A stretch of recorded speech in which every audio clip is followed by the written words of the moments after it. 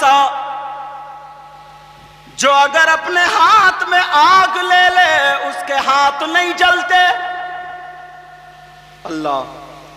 اگر دامن میں آگ لے لے تو دامن نہیں جلتا.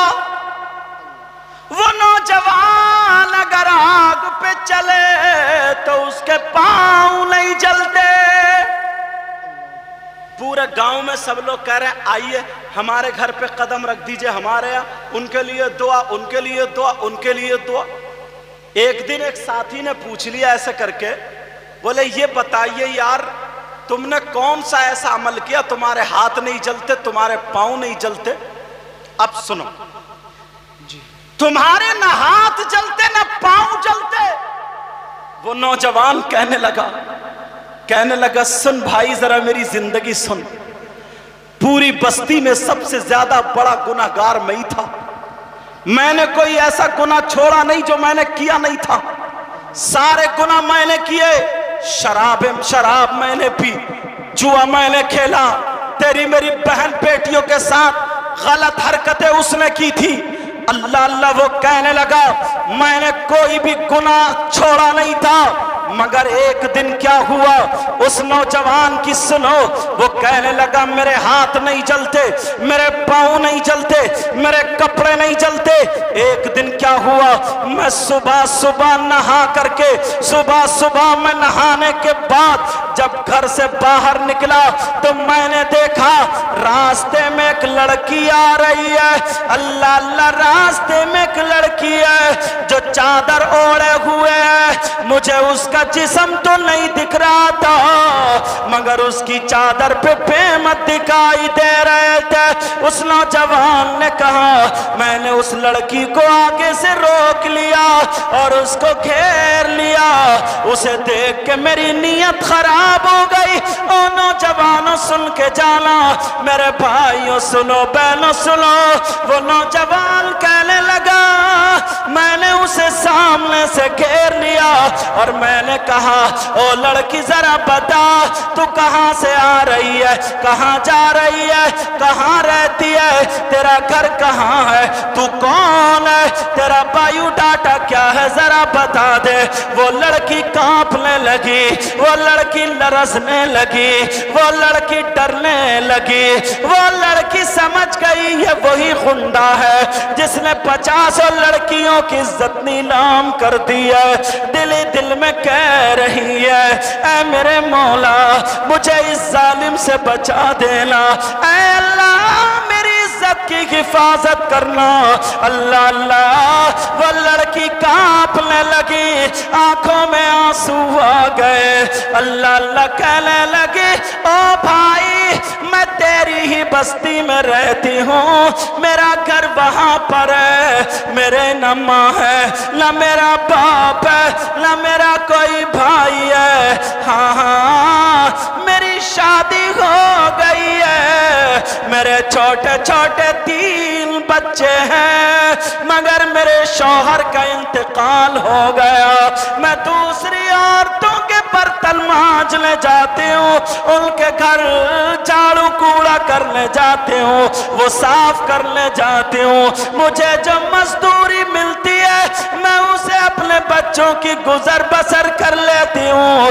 اللہ اللہ, وہ لڑکی کہنے لگی, آنکھوں میں آنسو تھے اور کہنے لگی او بھائی مجھے جانے دے. مگر اس لڑکے کی نیت خراب ہو گئی. وہ تو اپنی بستی میں سب سے بڑا غنڈا تھا, اس سے کوئی الجھتا نہیں تھا. 40-50 غنڈوں کو اپنے پاس رکھتا تھا, انہیں مرغے تلے ہوئے کھلاتا تھا, شرابیں پلاتا تھا, جس کی چاہتا تھا زمین چھین لیا کرتا تھا, جسے چاہتا تھا مروا دیا کرتا تھا, جس کی بہن بیٹی کو چاہتا تھا اٹھوا لیا کرتا تھا. بہت بڑا غدار تھا.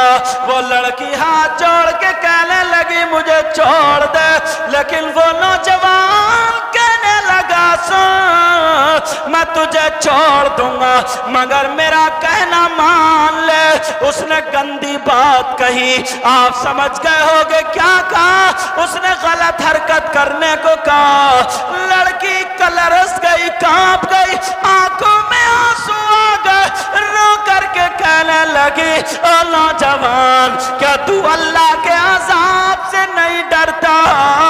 अल्लाह के रसूल ने फरमाया अगर कोई लड़की या लड़का आपस में एक दूसरे के हाथ में हाथ दे दे और उनकी नीयत खराब हो तो अल्लाह ताला उनकी कब्र में 99 अज़दहे पैदा कर देता है।